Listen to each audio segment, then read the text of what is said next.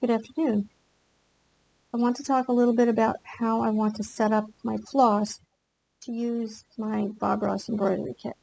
My first thought was to use thread drops, which are these little things. I've got some heart-shaped ones and some like teardrop-shaped ones that I made with cardboard and watercolor paper. And you use those by putting your floss on like that and just hanging them up and letting them fall down, and that way you don't get the kinks like you do with thread bobbins. But here's the thing. This is floss, which is not a divisible thread, and it works really well with the thread drops because you don't have to worry about dividing the threads up. With regular 6-strand DMC, really if I wanted to prepare this thread, I would have to cut it into like workable lengths and then divide each length up into the 6 strands and put it on the thread drop. And that's really just not really a good use of my time. And it would wind up with a lot of floss. If I didn't use all the floss, if I had a lot of floss left over after the projects were done, it would still be divided, hanging on these thread drops, and it couldn't go back into my thread box. So my second thought was to cut up the 6-strand floss into workable lengths and then put it on the thread drop without dividing it into individual strands. So I would take each length off and divide each length, but still that sort of gave me the same problem when I was done, that if I had leftovers, I'd have these short lengths of floss to work with instead of just a bobbin of floss with however much on it, and I could cut it to what I need the next time. So I decided that I was just going to go ahead and use my little thread bobbins. I made a bunch of them out of, like, there's a Wheat Thins box. I really like the Bigelow tea boxes, because sometimes they put the barcode in a cute little shape of a teacup or something, or the front of the box will have lemons or oranges on it, depending on the flavor of the tea. It's kind of cute and decorative. I might make up some gifts for people, or if I do ever in my life, if I do an embroidery kit, which I'm thinking about now, if I do that, I'll see if I can get some cute Bigelow tea or Celestial Seasonings or something with a bright, colorful box, and that might make cute thread bobbins. But at this point, I'm going to kind of pause, and then I'm going to wind some bobbins, and then we'll come back.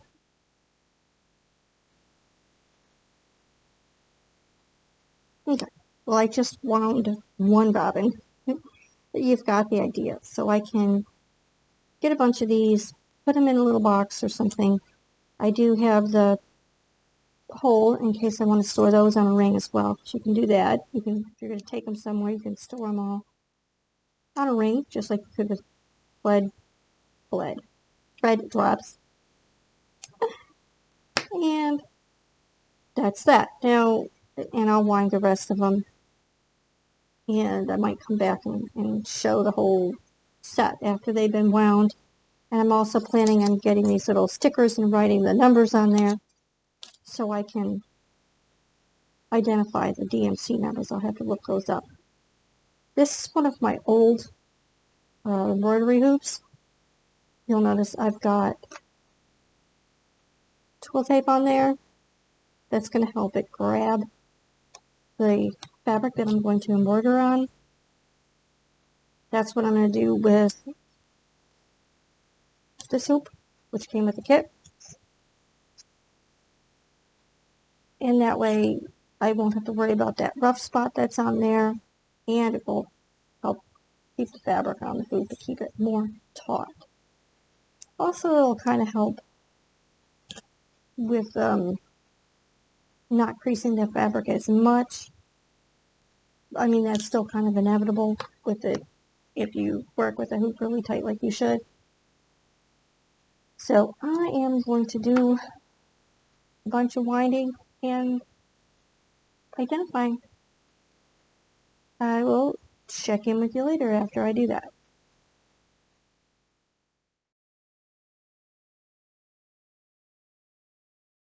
Okay, and now all the threads are wrapped around their little bobbins.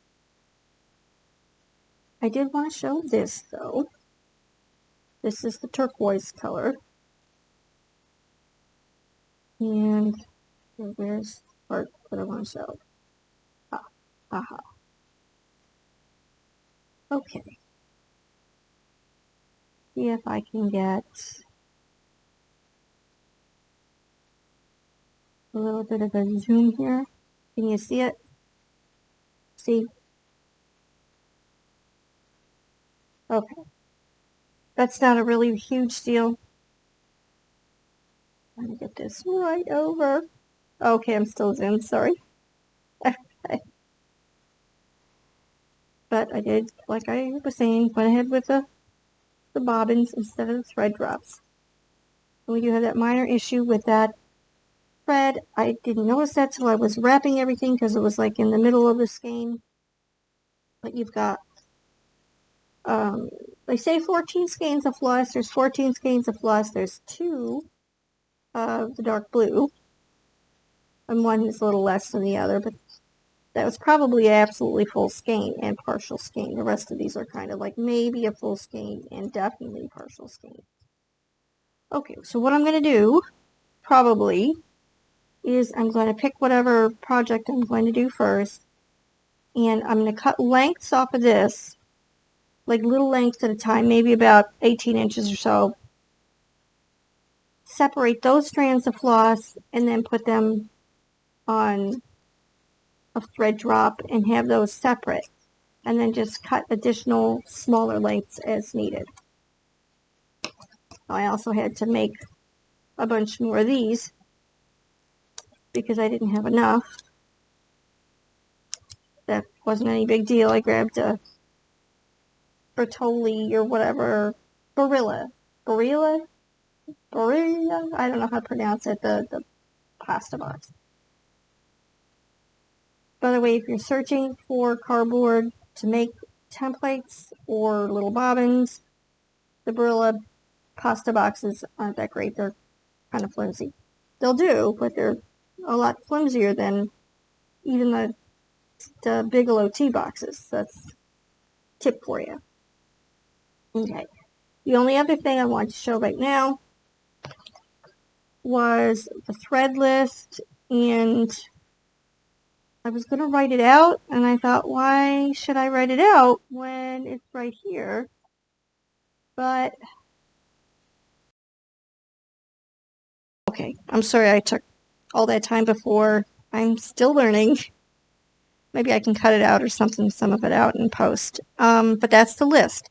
And as far as I can tell, those DMC numbers absolutely do correspond. Like, the cream corresponds to the cream, and this, for some reason, is mid-blue, which is the 312. But they do correspond. So, they're genuine DMC threads, as far as I can tell. The problem with the turquoise notwithstanding. Just as a heads up to tell you to keep a lookout for that. It's not a huge deal. It's just a little aggravating and something you don't really expect with DMC, but whoever the company is that put this together, Thunder Bay is the book. Just curious, yes, Thunder Bay Press. You know, they probably have a little operation, or big operation, whichever, and ordered all this DMC thread, then had groups of people, or whatever, you know, redoing it for them.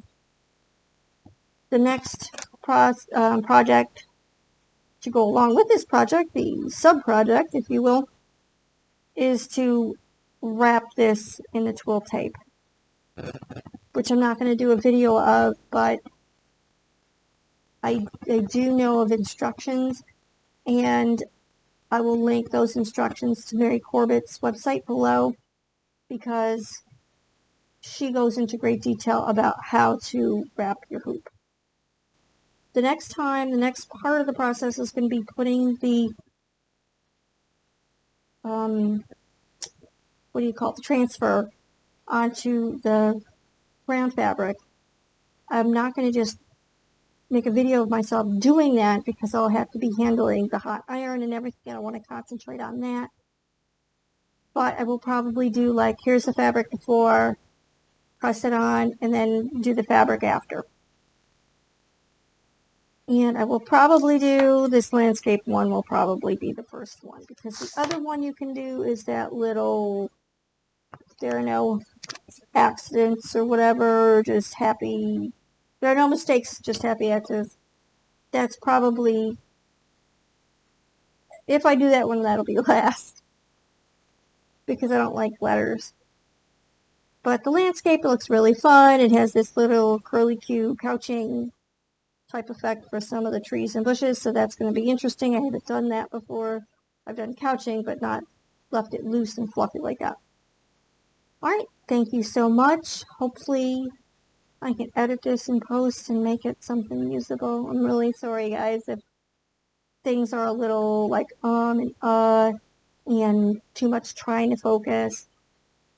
But I really appreciate your patience, and I will be with you next time doing the transfers. Thanks.